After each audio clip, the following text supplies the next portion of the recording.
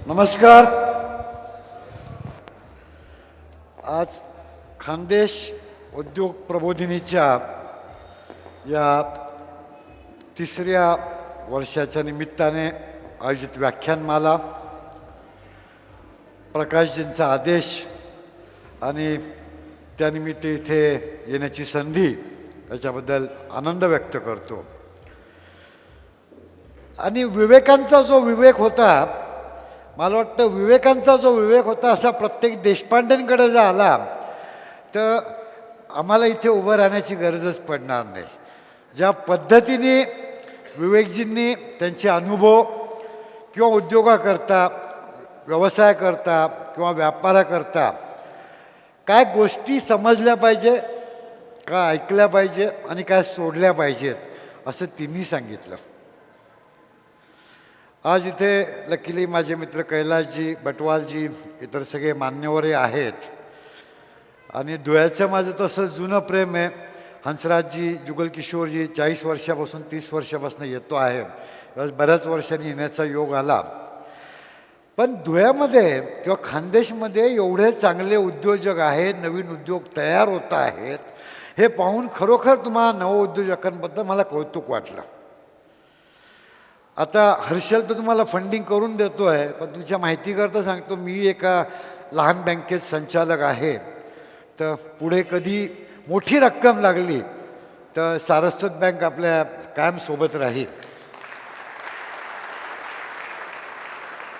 त्याच्याबरोबर मी इतरही ठिकाणी काम करत असतो, जिथे आम्ही एक नाशिक इंजिनिअरिंग क्लस्टरला, जिथे स्टार्टअप आणि इनोव्हेशन, आता म्हणजे नाशिक जिल्ह्यात आम्ही मोठं काम केलं होतं. पण सर आपल्याबरोबर आम्ही धुळे जिल्ह्यातही त्याच याच्यावरती ते आम्ही जिल्हा परिषदेसोबत घेतलं होतं. तर आपण धुळे जिल्ह्यात पण ते काम करू की जे नवीन उद्योजक होऊ शकत आहे. आणि उद्योग म्हणजे गरज नाही की मोठी इंडस्ट्री टाकायची आहे. सर्व्हिस इंडस्ट्री असेल, ट्रेड असेल, प्रोफेशनल असेल, ॲग्रिकल्चरमध्ये काही नवीन असेल, त्यालाही आपण उद्योगच म्हणतो आहे. काही सगळे एकमेकांशी रिलेटेड आहेत. म्हणजे किंवा खूप मोठी फॅक्टरी टाकली आहे, खूप मशिनरी टाकल्या आहे आणि मोठी बिल्डिंग बांधली आहे म्हणजेच उद्योग होत नाही आहे. आता तुमच्या डोक्यातल्या ज्याही कल्पना असतील त्या मूर्त स्वरूपात आणायच्या असतील का, मग ईशा नानल मॅडमनी जे डॉक्टर मॅडमनी सांगितलं किंवा आता विवेकजींनी सांगितलं, मला वाटतं बेसिक पॅरामीटर त्यांनी तुम्हाला देऊन टाकलेत की काय करायचं आहे काय नाही आहे. आता मी थोडंसं विवेकजींसारखाच मी फर्स्ट जनरेशनमधला आहे. ठीक आहे, आता त्यांचे प्रॉडक्ट वगैरे आहेत की ते अगदी काश्मीरपासून कन्याकुमारीपर्यंत काम करतात, पण त्यांचे काम बोअरवेल असतं, म्हणजे जमिनीखाली असतं, दिसत नाही बऱ्याचदा. आता वरती पण करतात. हां,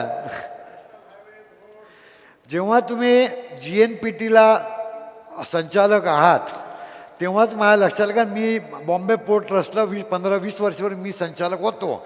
त्यामुळे आपल्या कामाचा आवाका किती आहे याची मला कल्पना आहे. सर मित्रांनो, मी थोडं वेगळ्या विषयावरती सांगेल. का माझ्या पूर्वीच्या दोन्ही वक्त्यांनी तुम्हाला ज्या पद्धतीने विषयाची छान मांडणी केली आणि ते विषय तुमच्या पूर्ण डोक्यात छान बसलेले आहेत. मी त्यांच्या एवढा ओघवता बोलू शकणार नाही, पण मी टू पॉईंट बोलणार आहे. मी दोन गोष्टीवरती आपल्याशी चर्चा करू इच्छितो. एक, जसं मग विचारलं की बाबा MBAचे, इंजिनिअरिंगचे किती मुलं आहेत, नवीन स्टार्टअपचे किती लोक आहेत, आहे तो व्यवसाय मोठा करायचा असे किती लोक आहेत, काही लोकांना नवीन सुरू करायचं असेल असे किती, असा मिक्स क्राऊड आज आपला इथे सगळा खास करून धुळ्यातला जमलेला आहे. तर मी दोन याच्यावरती सांगेल की एक, नवीन ज्यांना करायचं असेल, मग स्टार्टअप असेल किंवा तुम्ही आता सेकंड इयर, थर्ड इयर इंजिनिअरिंगला, MBAला असेल, पुढे काही तुम्हाला व्यवसाय, प्रोफेशन, उद्योग काही करायचं आहे, तर काय करू नये या गोष्टी मी तुम्हाला सांगेल. आणि दुसरं, ज्यांचा एक्झिस्टिंग बिझनेस आहे तो एक्सलरेट कसा करायचा. कारण सुरू करणं हा एक विषय आहे, पण तो एक्सलरेट करणं, डेव्हलप करणं किंवा अपग्रेड करणं, त्याकरता काय डोक्यात ठेवलं पाहिजे, हे माझ्या लहान मोठ्या अनुभवावरनं त्यात थोडेफार रामबंधूचे कनेक्ट करून तुम्हाला सांगतो, म्हणजे ते तुम्हाला प्रूव्ह होईल. कारण सर, तुम्ही जसं इंजिनियरचं कर्ज घेतलं होतं, एज्युकेटेड इंजिनियरचं, तसं त्याच्या अगोदर सुशिक्षित बेकाराचं जे स्कीम होती, एज्युकेटेड एम्प्लॉईडशी, ज्याला 25,000 रुपयापर्यंत कर्ज मिळायचं आणि 25% सबसिडी होती गव्हर्नमेंटची जर हप्ते वेळेवर भरले तर. ते पहिलं कर्ज मी पण घेतलेलं आहे. त्यामुळे साधारणतः एकाच दिशेने आपण लोक गेलेलो आहोत आणि हे अनुभव प्रत्येकाला येत असतात. त्यामुळे आणि आता तर उलटं आहे, कर्ज त्यांना मिळतं ज्यांची कपॅसिटी आहे. त्या कर्ज घ्यायला घाबरायचं नाही. जे सरांनी सांगितलं ना, भीती किंवा पॉझिटिव्ह अप्रोच, हे तर दोन बेसिक आहे. भीती कसली आणि पॉझिटिव्ह अप्रोच याच्याबद्दल ऑलरेडी चर्चा झाली की हा जोपर्यंत तुम्ही ठाम करत नाही ना तोपर्यंत रिझल्ट हा मिळणं शक्यच नाही आहे. सो मला करायचं आहे, पण हे करताना काय नाही करायचं आहे हे थोडंसं मी मग बसल्या काही लिहिलं होतं. खास करून स्टार्टअप किंवा न्यू एंटरप्रेन्युअर किंवा एक्सपान्शन करताना काही गोष्टींची काळजी काय घेतली पाहिजे. एक सगळ्यात महत्त्वाचं, आपल्याकडे जे भांडवल असेल ना ते कॅपिटल एक्सपेंडिचर म्हणजे लँड, बिल्डिंग, मशीन यात कमीत कमी अडकवा आणि वर्किंग कॅपिटलमध्ये जास्तीत जास्त पैसे ठेवा. काय बँका आहेत ना, जरी मी बँकर असेल त्यांचं व्याज 24 तास चालू असतं. आपण किती तास काम करतो? 8 तास, 12 तास, 14 तास, एखादेच तुमच्यासारखे 16 तास काम करतात. परंतु हे मीटर असेल, बँकेचं असेल किंवा इतर असेल ना, तर जेवढं आपले पैसे स्वतःचे वर्किंग कॅपिटलमध्ये जास्त अडकवाल, पैशाचं रोटेशन जेवढं फिरवाल तेवढं तुम्हाला सक्सेस हा लवकर मिळेल. अदरवाईज तुमचं जे भांडवल आहे ते एकदा ब्लॉक झालं आणि वर्किंग कॅपिटलला जर पैसे शिल्लक नाही राहिले, कारण स्टार्टअपमध्ये किंवा लघुउद्योजकामध्ये ज्या इंडस्ट्री बंद पडतात त्याच्यावरती मी बऱ्यापैकी अभ्यास केला आहे. त्याचे जे एक महत्त्वाचं कारण आहे की वर्किंग कॅपिटल कमी पडतं. तर हा एक मला सांगायचा होता. दुसरा जो होता ना की ओव्हरहेड, मग ओव्हरहेड असतील, सॅलरी असतील, रेंट असेल, लाईट बिल असेल, इंटरेस्ट असतील, हे जेवढे ओव्हरहेड आपण सुरुवातीला कमी करू कुठल्याही व्यवसायात, ओव्हरहेड जेवढे कमी, जसं तुम्ही स्वतः सुरुवातीला काम केलं, मग एक मनुष्य हळवला, 2 मनुष्य, अदरवाईज काय होतं आहे, व्यवसाय टाकला आहे, लगेच ऑफिस घेतलं, रिसेप्शनिस्ट ठेवली, एक ड्रायव्हर ठेवला, हे सगळे भ्रामक आहेत. त्यामुळे जेवढ्या गोष्टी आपण स्वतः करू शकतो आहे, खर्चाचा भुणगा मागे कमीत कमी लावा. तो पण तो खाऊन घेतो. आपलं वर्किंग कॅपिटल असेल, स्वतःचं भांडवल असेल, त्यामुळे फिक्समध्ये कमी अडकवायचे. तसे खर्च सुरुवातीच्या काळात हे जेवढे कमी आपण लावू. तिसऱ्याला कनेक्टेड कॅश फ्लो मॅनेजमेंट. त्याकरता काही आपल्याला पाठक साहेबांसारखं CA होण्याची गरज नाही आहे. बेसिक आपला ताळेबंद समजतो. आपला कॅश फ्लो किती रोकड, कारण तरलता किंवा रोकड जी ही कॅश फ्लो जर डिस्ट्रीब्यूट झाला, पेपरवरती ॲसेट खूप आहे, हातात पैसा द्यायला नाही आहे ना, तर धंद्याचं रुलिंग बंद होतं. रुलिंग बंद व्हायला नको, ही सगळ्यात महत्त्वाची आहे. एक अजून कुठल्याही व्यवसायाचा किंवा याचा महत्त्वाचा जो आहे ना, मी हे बनवतो, मी हे बनवू शकतो, मला हे बनवायचं आहे, हे डोक्यात नका ठेवू. तुम्हाला जे त्याला विकायचं आहे त्याला काय पाहिजे, what your customer expect, what your customer need. जोपर्यंत तुम्ही ग्राहकाच्या भूमिकेतनं तुमचा प्रॉडक्टचा किंवा सर्व्हिसचा विचार करणार नाही, किंवा ग्राहकाला काय पाहिजे आणि मग मी त्याला ते कसं देऊ शकतो आहे, आणि तुमचे जे काय प्रॉडक्ट असतील, सर्व्हिसेस असतील, त्यात अकॉर्डिंगली चेंज करा की माझ्या ग्राहकाला हे पाहिजे आहे. याचं एक सोपं उदाहरण सांगतो मी की त्याची गरज किंवा त्याची अपेक्षा. नाशिक सर पूर्वी कधी काही थंड हवेचं ठिकाण होतं, म्हणजे आता तर हिट वाढली तर अजूनही थंड हवेचं ठिकाण. तेव्हा नाशिकला जे टुरिस्ट यायचे, पूर्वी मुंबईवरनं यायचे, उन्हाळ्यात येते, महिनाभर राहायचे मुंबईचे व्यापारी, आणि ते जाताना काय करायचे, नाशिकचा द्राक्ष आणि चिवडा तेव्हा हे प्रसिद्ध होतं. आता तर द्राक्षाचं पुढचं व्हर्जन आलं आहे, पण चिवडा अजून नाशिकचा प्रसिद्ध होता. नाशिकचा चिवडा घेऊन जायचे ते. पण ते तर या चिवड्याची गंमत अशी होती की चिवडा तर नाशिकचा खूप छान होता, त्याला लाईफ होतं.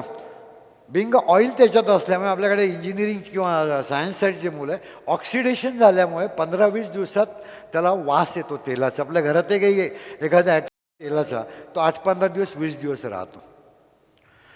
चिवडा तर खायचा असतो पण तो जास्त दिवस राहत नाही, त्यामुळे जे लोक बाहेर नाही यायचे त्यांना तो नाशिकच्या चिवड्याची चव जास्त आनंद घेताना यायचा. आम्ही काय केलं, आम्ही म्हटलं नाशिकचा चिवडा प्रसिद्ध आहे, हा नाशिकच्या चिवड्याचा जर मसाला आपण बनवला की जेव्हा चिवड्याचा मसाला असावा हे कोणाचाही विचारही नव्हता. हा चिवड्याचा मसाला बनवला तर काय होईल, एक नाशिकसारखा चिवडा लोक घरी बनवू शकतील, ग्राहकांचं समाधान. दुसरं बनवणारं कोण आहे, हा बनवणारा महिला वर्ग आहे. जनरली महिला वर्ग पुरुषांपेक्षा जास्त कॉस्ट कॉशियस असते. ते व्हॅल्यू फॉर मनी विचार करते. कुठली आपली बहीण घ्या, मुलगी घ्या, आई घ्या, मिसेस घ्या, ती एक वस्तू 4 ठिकाणी पारखून घेते. पुरुष दुकानात गेला फटकन काय शर्ट पॅन्ट काय घ्यायचं असेल 2 मिनटात खरेदी करतो. महिला 4 ठिकाणी पाहतात. ही त्यांची चौकस बुद्धी जी आहे त्या व्हॅल्यू फॉर मनी असतात. जर या चिवड्या मसाल्याचा चिवडा त्यांनी घरी केला तर त्यांना बाहेरच्या चिवड्यापेक्षा अर्ध्या किमतीत पडेल. कस्टमर सायकॉलॉजी, जो तुमचा ग्राहक आहे त्याची सायकॉलॉजी का. तिसरं, आपल्या महिला वर्गाचं पूर्ण भारतीय कल्चरमधल्या कुठल्याही धर्माच्या समाजाच्या महिलांचं अजून एक वैशिष्ट्य आहे. काय वैशिष्ट्य, तुम्ही तुमच्या घरात ते ऑब्झर्व करा.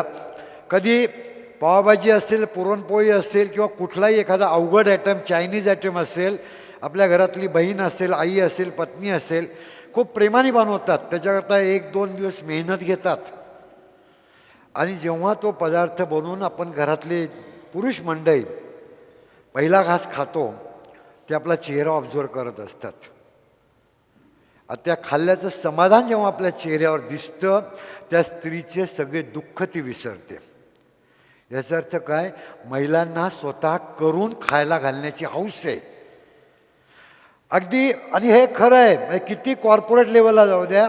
मी प्रतिभाताई पाटील आपल्या राष्ट्रपती होत्या माननीय, त्यांच्याबरोबर एकदा होतो तेव्हा त्यांच्याशी हेच केलं. का म्हटलं मॅडम, का त्यांच्या चेंबरच्याही सभासद होत्या महाराष्ट्र चेंबरच्या, राजभवनामध्ये गप्पा मारताना, कारण बिंग आपल्या महाराष्ट्रातल्या होत्या, तुम्हाला अशी कशी इच्छा होते का की आता तुमच्याकडे तर एवढं मोठे, म्हणजे इच्छा तर ही मी स्त्री पहिल्यांदा राष्ट्रपती नंतर आहे म्हणे, मला इच्छा होते.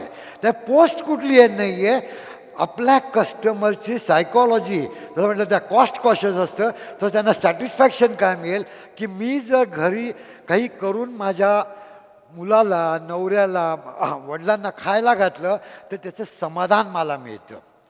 तुम्ही जेव्हाही कस्टमर शोधाल त्याला समाधान पण द्या, त्याचा कॉस्ट कशी वाचेल, त्याची सोय कशी वाचेल. आमच्या नावात तर बंधूच आहे, राम तर आपल्याला माहिती आहे, पण बंधू हा नेहमी बहिणीला मदत करणारा असतो. माझे प्रॉडक्टसुद्धा असे पाहिजेत की जे त्याला कनेक्ट होतील. या महिला वर्गांना आज आपलं रामबंधू महाराष्ट्रात, भारतात किंवा परदेशात सगळ्या ठिकाणी हा कनेक्ट जो आहे लोकांशी, त्यांच्या गरजा काय आहे या गरजांशी कनेक्ट आपण करत गेलो, तुम्ही कुठलाही व्यवसाय घ्या. अदरवाईज मिरची मसाल्याचं उत्पादन करणं is not at a technique.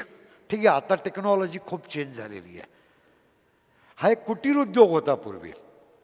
या कुटीर उद्योगाला आपण कशा पद्धतीचं स्वरूप देतो, त्याकरता कसा विचार करतो. मगाही माझ्या पूर्वीच्या दोन्ही वक्त्यांनी हेच सांगितलं, विवेकजींनी सांगितलं, ईशा मॅडम, की तुम्ही विचार कसा करतात. हा विचार करण्याची पद्धतच तुम्हाला बरंचसं काय देतं. चौथा पॉईंट मला जो स्टार्टअप किंवा यांच्याकडे सांगितलं, इनोव्हेशन, समथिंग न्यू. जे काही आहे हे काळाप्रमाणे काय देण्याची गरज आहे हे जोपर्यंत तुम्ही देणार नाही ना, वेळेप्रमाणे द्या. त्याला परत रामबंधूचं कनेक्ट करतो. मग तुम्हाला फटकन लक्षात येईल. पूर्वी जेव्हा दूरदर्शन नवीन सुरू झालं, एकच चॅनल होतं, संध्याकाळी 2-2.5 तास दिसायचं. त्या टी व्हीवर तसा पाऊस यायचा. मग थोडं थोडं त्याचा टाईम वाढला. आपल्या लक्षात असेल ते, तेव्हा पूर्ण कुटुंब बसून, एक तर आता तर काय म्हणजे मोबाईलपासनं घरात 4 रूम असतील तर 4 टी व्ही असतात, पण एका घरी टी व्ही असेल तर आजूबाजूचे 5-10 घराचे लोक टी व्ही पाहायला यायचे. त्या याच्यात फक्त दूरदर्शनवरती जे वेगवेगळे रामायण, महाभारत किंवा इतर सगळे चांगले कार्यक्रम जायचे, पण एक कार्यक्रम असा होता जो सगळी पूर्ण कुटुंब पाहायचे. तो होता अंताक्षरी.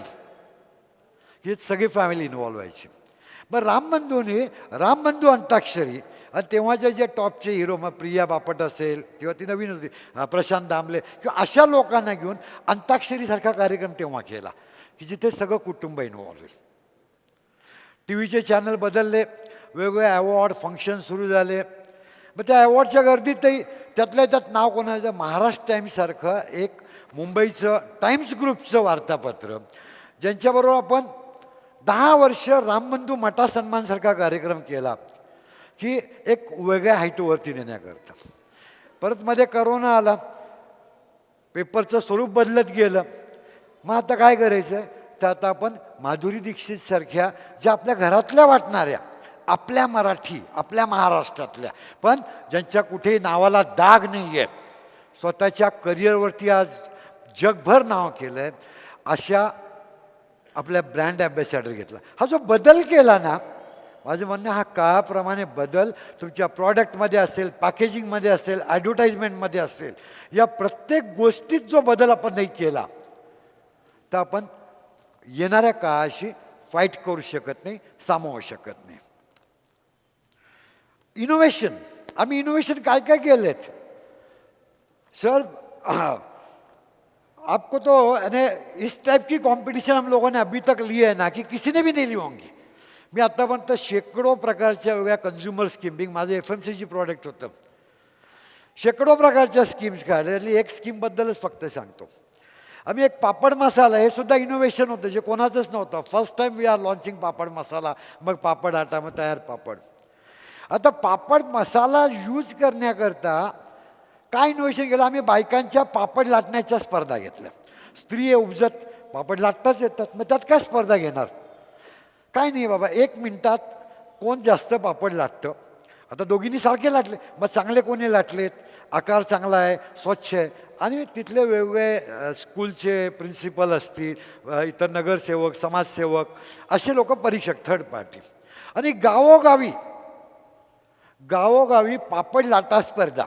आणि मधल्या त्याच्या एक समजा आणि 300 बायका, 500 बायका, 700 बायका स्पर्धा घ्यायचे, असे हॉल घ्यायचे.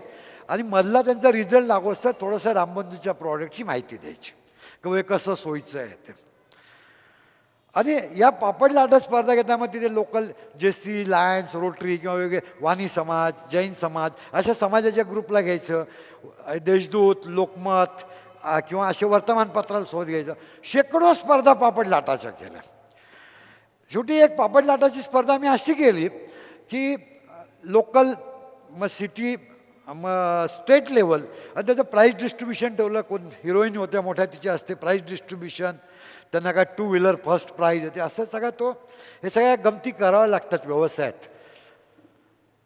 तेव्हा जेव्हा हे प्राईज डिस्ट्रीब्युशन ठेवलं, त्या हिरोईन ज्या होत्या, मला वाटतं डॉक्टरचे आता मला नाव नाही लक्षात, त्या ज्या हिरोईन होत्या ते नाव आहे, तुम्ही महिलांकरता ठेवलं, पुरुषांकरता काय. इन्स्टंट पुढच्या वर्षी पापड खा स्पर्धा, 1 मिनिटात जो जास्त पापड खाईल त्याला बक्षीस. आणि आम्ही सक्सेसफुली या पापड खा स्पर्धासुद्धा केल्या. आता कुठल्या स्पर्धा भरवायच्या, काय काय, तुमच्या ग्राहकाला, तुमच्या कस्टमरला कनेक्ट कसा वाढवाल, हा कनेक्ट सगळ्यात महत्त्वाचा आहे. आणि अजूनही हिंदुस्थानात बघा, आपलं बोलताना एक विषय तो झाला की या कनेक्टला व्हॅल्यू आहे. आपल्याकडे असं नाही की माणसाचे रिलेशन्स जे आहेत ना, हे आजही आपण जपतो. आजही आपण आपले आईवडील असतील, मित्रमैत्रिणी असतील, गुरुजन असतील, या सगळ्यांशी आपला जो रिस्पेक्ट आहे, जे आपल्या संस्कृतीने दाखवलेला आहे, हा आजही भारतात सगळ्या ठिकाणी कामाला येतो आहे. त्यामुळे हे नाविन्यता तुम्ही जेवढी काही आणाल. आणि याच्याबरोबर one more thing for existing किंवा स्टार्टअप करता की find the gap. There is gap. आता विनायकजींनी सांगितलं की एवढा पाऊस झाल्यानंतर गॅप कुठे शोधू. त्यांना गॅप दिसली स्मशानात बोरवेलची.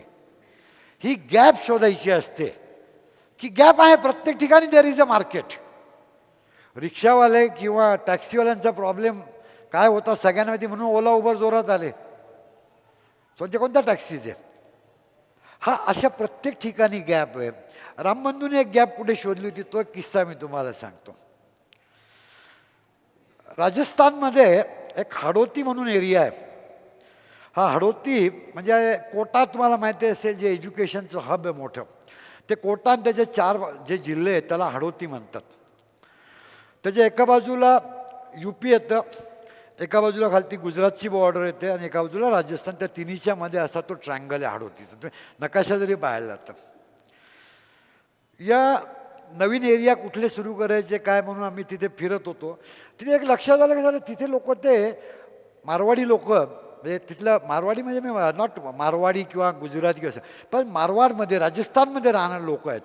हे ते डाळ बाटी, बाटी बाफला हे खूप खातात. आपल्यापैकी आपण आपल्या कोणत्या मित्रांकडे खाल्ले असेल डाळ बाटी.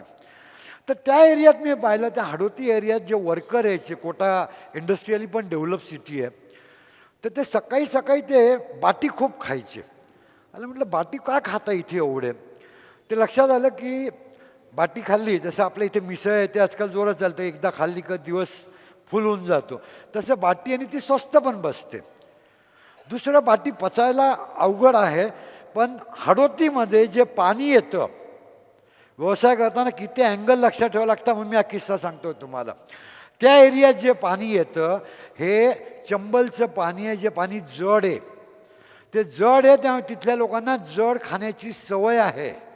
म्हणजे कमी पैशात पोट भरेल आणि जड खायची सवय, म्हणून तिथे बाटी जास्त खातात. म्हटलं आपण या बाटीचा मसाला कोणाचाच नव्हता, आपण या बाटी करता मसाला तयार करू. मग बाटी करता मसाला तयार केला. मसाला तयार केल्यानंतर तिथे आम्ही प्रत्येक गल्ली गल्लीमध्ये तिथले लोकल रेडिओ चॅनल, पेपरवाले, रोड शो सगळे उद्योग केले. आणि हडोती किचन क्वीन अशी एक कॉम्पिटिशन केली. हडोती जसं आपण खानदेश म्हणतो तसं तो Hadoti area. Hadoti kitchen queen अशी कॉम्पिटिशन तिथे केली.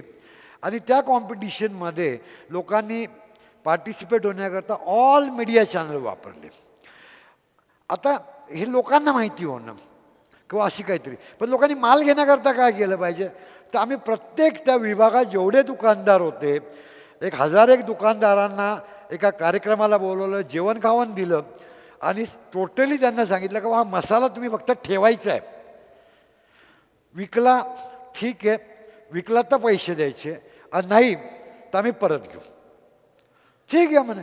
दुसरं, हे तुम्ही जर हँगरसह लावलं तर आम्ही तुम्हाला 300 रुपये फ्री देतो. अरे 300 रुपये मिळत आहे, विकला तर नफा मिळेल, नाही तर 300 मिळतं. सगळ्या दुकानदारांनी तो लावला. मग त्यात एक ॲडिशनल असं केलं की याचा डिस्प्ले जर तुम्ही चांगला केला, डिस्प्ले चांगला केला तर आम्ही काही प्राइजेस देऊ. किराणा व्यापाऱ्यांचा आयुष्यभर संबंध राहिलेला आहे माझा. इथे काही असतील, चेंबरमुळे असेल, राम मंदिरमुळे असेल, व्यापारी एवढे पैसे कमवतो स्वतःकरता कधीच खर्च करत नाही, हे मला माहिती होतं. मी त्यांना म्हटलं ज्यांचा चांगला डिस्प्ले होईल अशा 5 फॅमिलीला 2 रात्र 3 दिवस गोवा आणि सगळ्यात छान डिस्प्ले करेल त्या फॅमिलीला 3 नाईट 4 डे सिंगापूर पॅकेज. आता 300 रुपये मिळत आहे, डिस्प्ले करायचा, माल विकला तर पैसे द्यायचे, 2 महिन्याचा काय डिस्प्ले, आणि भारी डिस्प्ले गेला तर. आणि हे पेपरवरनं, रेडिओवरनं, गल्ली गल्लीमध्ये त्या हे रोड शो फुल चारी बाजूने 2.5-3 महिने एवढा धमाका गेला त्या बाटी मसाल्याचा. 50 लाख रुपये त्या 2-2.5 महिन्यात खर्च केले. धंदा किती झाला हे विचारू नका. पण जेसलमेरपासून तर इकडे लखनौपर्यंत आणि खालती गुजरातचा जो एरिया होता, सगळ्या ठिकाणून स्टॉकिस्टिपच्या इन्क्वायरी सुरू झाल्या. आणि हे रामबंधू कोणती कंपनी आहे, हे क्या प्रॉडक्ट आहे, एक तोंड मिळालं. इनोव्हेशन वेगळ्या पद्धतीने आपण कसं करतो, नवीन काय लागतं आणि मार्केटमध्ये गॅप काय, की त्या मार्केटला बाटी मसाल्याची गॅप होती, ती गॅप आपण शोधली तर आपल्याला धोधो पावसात पण 200 बोअरवेलचं काम मिळू शकतं, हे आपल्याला माहिती आहे. या 4-5 जे पॉईंट आहेत हे आपण रेग्युलर करता, एक्झिस्टिंग धंद्याकरता जर वापरले तर मला वाटतं ते योग्य होतील. ब्रँडिंग करता एक 3 मिनटात 5 मिनटातच सांगतो आहे, कारण मला वाटतं 8:45 वाजलेत, आपण लोक सगळे 6, 6:15 आलेत, प्रोग्राम बराच लांबला आहे. लॉंग टर्म विजन, लंबे की सोच, जोपर्यंत लांबचं पाहणार नाही ना, पण लांबचं पाहताना बऱ्याचदा काय होतं आपण थकून जातो. अरे यार हे कसं शक्य आहे, सहज शक्य आहे. मी कधी वॉक करत नाही समजा असं असेल आणि मला एव्हरेस्ट चढायचं आहे, एव्हरेस्ट शिखर. मी काय करेल, पहिल्या दिवशी फक्त 100 पावलं चालेल. 100 पावलं चालल्यावरती मी रेस्ट घेईल. मी वरती नाही पाहणार किती पावलं, मी खालती पाहिल. आज मी 100 पावलं चाललो आहे, मी ते 100 पावलं पूर्ण दिवस रेस्ट करेल, एन्जॉय करेल आणि दुसऱ्या दिवशी 110 पावलं चालेल. असं चालत गेलो ना, एव्हरेस्ट कधी सर होईल. डोक्यात क्लिअर ठेवायचं का एव्हरेस्ट करायचंच आहे, पण large target, long vision, divide in a smaller target जे अचिवेबल आहे. अदरवाईज कधीच अरे हे शक्यच नाही आहे, हे कसं शक्य आहे, everything is possible. Divide it, go step by step आणि 100% तुम्हाला हे मिळतं. कन्सिस्टन्सी तुमच्या कामामध्ये तशी गरजेची आहे. ट्रान्सपरन्सी, प्रामाणिकपणा, हा तर सगळ्या ठिकाणी. मग गव्हर्नमेंटचा टॅक्स असेल, तुमच्या पार्टनरबरोबर काम असेल, आईवडिलांबरोबर असेल, कस्टमरबरोबर असेल, सप्लायरबरोबर असेल, हे सगळे तुमचे बिझनेस पार्टनर आहे. तुमची फॅमिली, तुमचे फ्रेंड, तुमचे वर्कर. हां, गव्हर्नमेंट ऑफिसरसुद्धा एक 5-10% तर सगळ्या ठिकाणी ब्लॅक शिप असते, पण 90% चांगले पण असतात, असं काही नाही आहे. When you are transparent, you are pure, you are clean, रस्ता थोडा अवघड होतो, 100% सक्सेस मिळतो. हे माझ्या अनुभवावरनं किंवा माझ्यासारख्या मी काही उद्योजकांना रेग्युलर भेटतो. तर लांबचा रस्ता आहे, पण हा परमनंट रस्ता आहे. Shortcut, there is no shortcut to success. Temporary वाटेल अरे कित्ता बडा हो गया. आपल्याला तसं मोठं व्हायचं नाही. आपल्याला इथूनही शांती पाहिजे, इथूनही शांती पाहिजे. आणि ही शांती पाहिजे असेल ना, तर प्रामाणिकपणे काम करणं. आणि आहे ना, प्रॉब्लेम नाही असं नाही आहे, पण आपली प्रामाणिकता आपण ढव द्यायची नाही. आणि एकदा ती सवय लागली ना, मग रात्री 2 वाजता पण सिग्नलला गाडी थांबवायची आहे, ट्रॅफिकचा सिग्नल हा पोलिसांकरता आपल्या करताय, ही भावना जेव्हा आपली होईल, तर वाटतं या सगळ्या ठिकाणी आपलं इम्प्लिमेंटेशन होईल.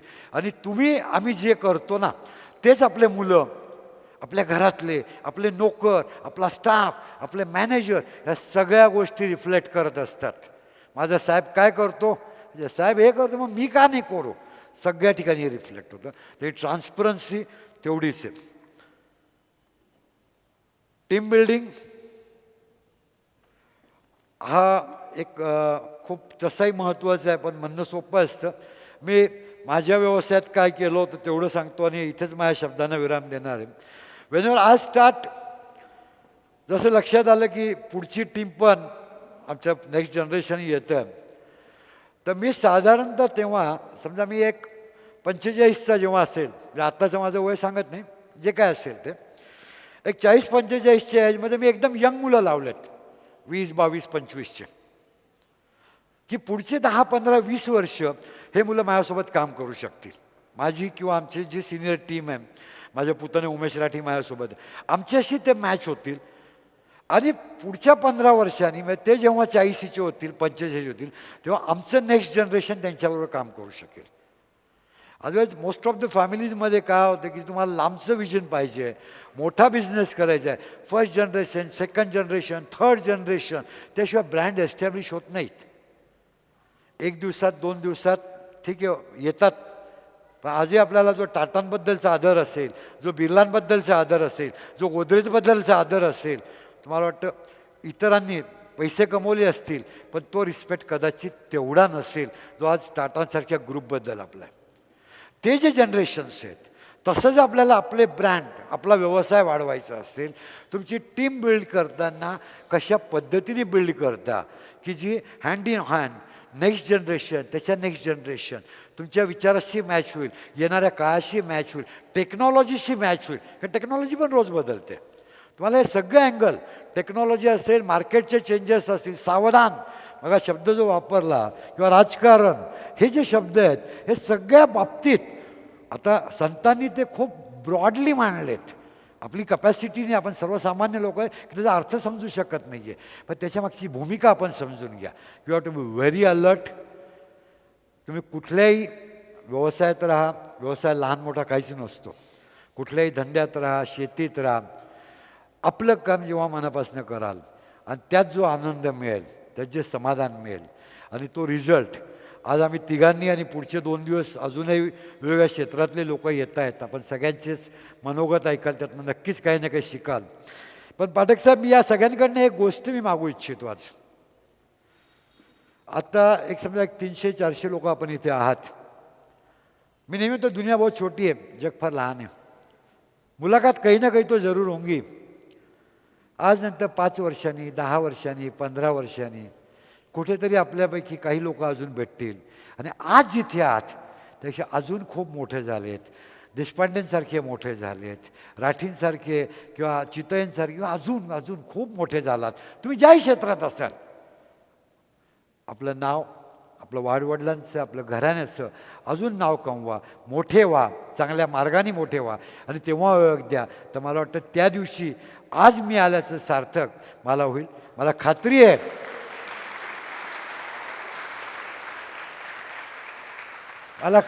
कमीत कमी 10 जण, तर कमीत कमी 10 लोक आपल्यापैकी मला येत्या 5-10 वर्षात भेटतील.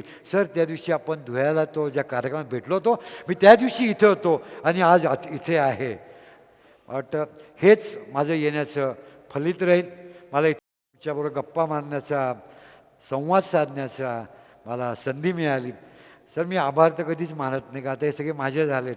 आभार तर परक्याचे मानताय. मी तुमच्या ऋणात राहू इच्छितो आणि इथेच माझ्या शब्दांना विरतो. जय हिंद, जय महाराष्ट्र.